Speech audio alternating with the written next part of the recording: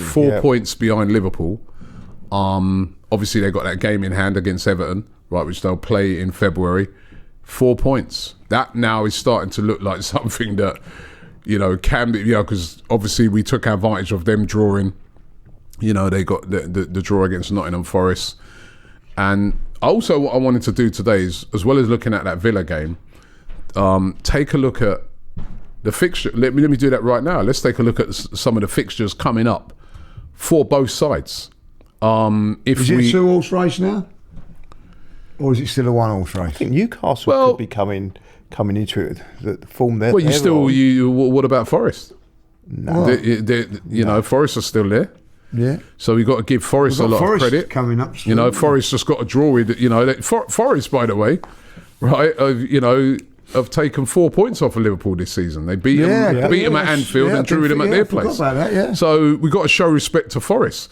But I want to focus on the top two, right? So obviously, let's just take a look at Liverpool. These are the games that they have coming up. Brentford. Say over the next, from now and into early February. At the weekend, they go away to Brentford. Not even though we went there and we won 3-1. Brentford, 2-2 draw in their last home game against Man City has been not an easy place to go to for a lot of teams. Then Liverpool. I'm sorry, I was skipping past it here. Oh, what happened to the? Sorry, I did have all this here. Then they got Ipswich. Is that at home? They got Lille in the Champions League, but we won't. They're ready for it. First game of the season, didn't they? Yeah, they got Ipswich at home. You'd expect them to win that. Then a couple of Champions League games, but at the start of February, they go away to Bournemouth. That's not an easy game right now. You know what I mean? Bournemouth, even going away and getting a result at Chelsea. Then, of course, they've got a couple of cup games. They've got their second leg game against Spurs in the Carabao Cup. They go away in the FA Cup against Plymouth. That's pretty. They'll be able to change everybody. Yeah, Arsenal got a that's a long trip though. But they got a little tricky game. Then the rearranged game against Everton on the 12th of February. So, while we're in Dubai, that well, only if we qualify. I think what they're saying with Arsenal is only if we was to automatically qualify. So if we win the next two Champions League games. And then they also got Man City away in February.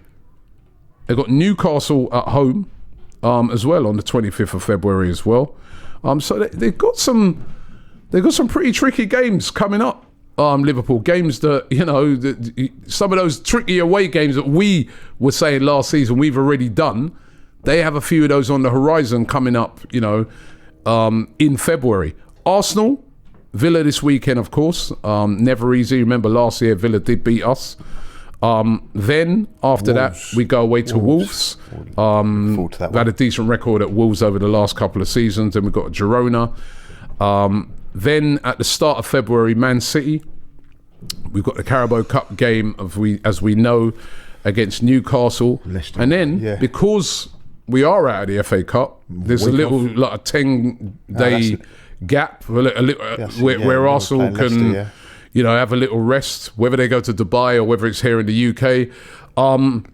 Then Leicester away, which Leicester are not going great at the moment, followed by West Ham at home. It's not those fixtures are winnable fixtures.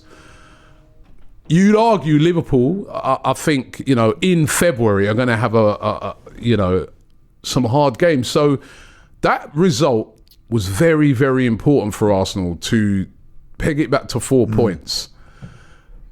The title race is back on. Yeah. I think Arsenal, listen, I don't want to talk too much about transfers because we all know that Mikel Arteta admitting after the game he has to go and buy attacking players.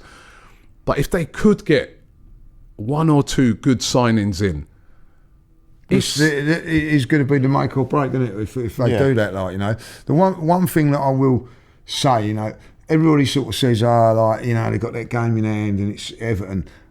After what we experienced yesterday, there's nothing like it, is there?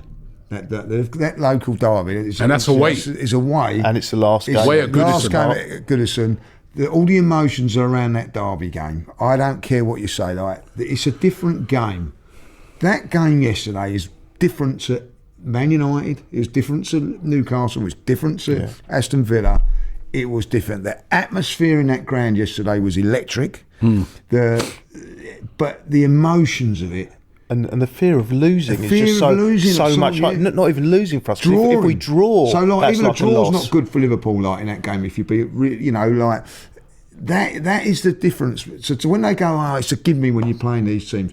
It is not in your local derby. That there's something different. That's what Yardman said. It's only Spurs. Yeah, but no, that is not the case. It's only Spurs when they play Ipswich, but there's something different. Have they been faltering a bit, Liverpool? I mean, if you look at some of their recent results, they had that draw. Draw with Man United. Their draw. I mean, listen, lost to Spurs. Draw against Man United. Lost to Spurs with like a pretty. I mean, it weren't like they made a million changes in that game. Salah, all those guys. Lost to Spurs. All right, they beat Accrington Stanley. That's expected at home, and then they've drawn with Forest. Are they going through a little bit of a blip at the moment? I mean, listen, the Brentford game's going to be a big test for them this weekend. Yeah, I think I think you that will show a lot about Liverpool, because they could have been at some stage in the last 2 weeks 12 points clear, and they're not, and then all of a sudden it could be 1 or 2 or 3.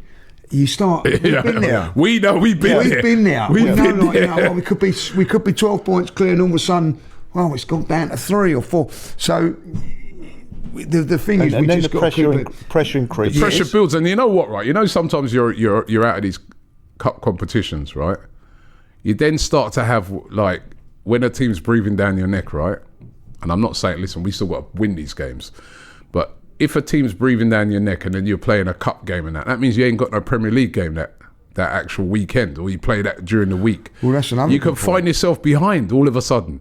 From being out in front, you find yourself behind. You know what I mean? You've had a couple of weeks when you ain't played it. You've got games in hand, but you have to. We know about this pressure. Yeah. It's a great point. Yeah, but then for us to add to that pressure on Liverpool, or get the pressure going, we've got to do one thing, learn how to do one thing, which is put the ball in the back of the net. Yeah. Because that's what's missing. If you can't put the ball in the back of the net, it doesn't matter what Liverpool do. Yes, it is. For me, after yesterday, it's worrying. Just because we won, I'm not going to be kidded by the performance. I still feel that, this January transfer window is so important for Arsenal. Yeah.